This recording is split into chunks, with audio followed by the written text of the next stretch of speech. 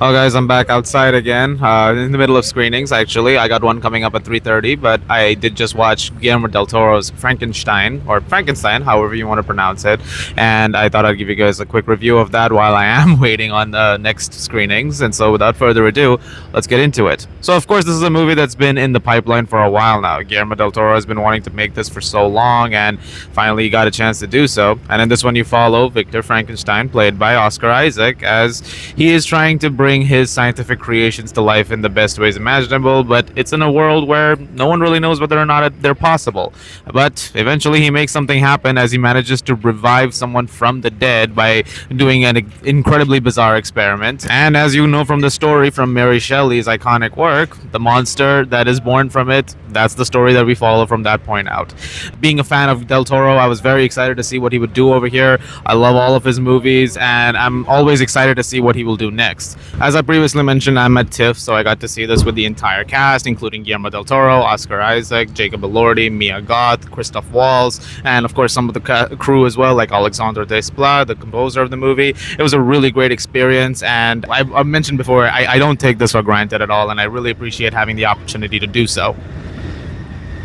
Having seen the movie, I think for the most part, whatever you expect to get from a Guillermo del Toro movie, you do get over here. It is a beautifully shot, wonderfully crafted movie, and once again, when it comes to a Del Toro production, I mean, the production design, the sets, the costumes, the makeup effects, the creature effects, they're all top tier A++ material. It is spectacular to look at, and everything that's gone into making this that technical achievement that it is very much present on screen. And the way that Del Toro is able to bring all of that love into this project is very noticeable. It's very clear that he really, really loves what the material is and how he wants to honor that.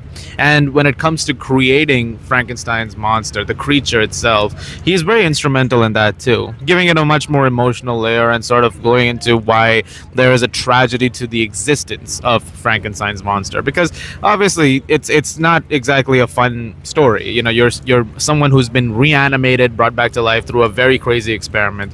Obviously, that's not something that's going to fly. That's not something that he's particularly happy about.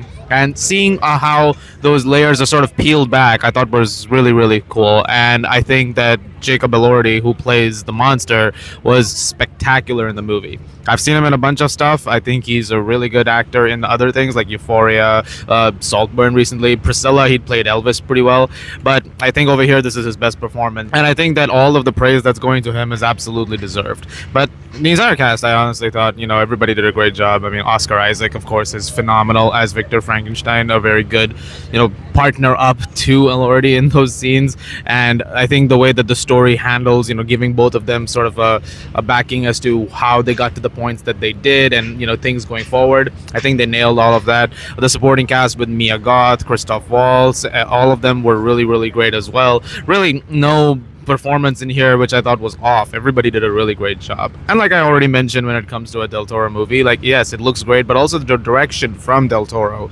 is fantastic. The score from Alexandre Desplat is wonderful as well. And the way it tells the story is also very good. It's told in these segments, and the way that it is, constructed and, getting each perspective was really well handled. I will say, however, there is just one flaw that I have with some of those, handlings, which is when it comes to some of the emotional depth. Now, that's surprising, you might think, because, there's a Guillermo del Toro movie, something that he does really well is handle emotional aspects of characters quite nicely.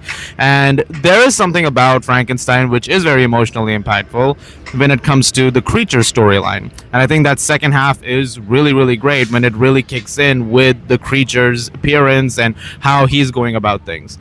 Up until that point, when the story is taking place, it takes a while to kick in, and sometimes some of the beats that it wants to hit, it goes through those a little quickly, and I wish that it had a little more time with some of that. Unfortunately, it doesn't quite go into some of those places, so I thought that was a bit of a flaw. It's not like it was long. Like, some have said it's a long movie. It's like 2 hours and 29 minutes long, which is a huge runtime. I didn't feel the runtime necessarily, but I did feel like, sometimes it was maybe just kind of going through, scenes from like one to another in that first half of the movie. Eventually, when you get to the real experiment stuff and you start to see how Victor is putting all of this together and sort of the fundamental flaws in his character and how all of that has led to this moment, and seeing how, certain decisions that he's made in his life would, result in something like this, I thought those parts were handled quite nicely. But yeah, maybe I could have had a little bit more in some other departments leading to that point.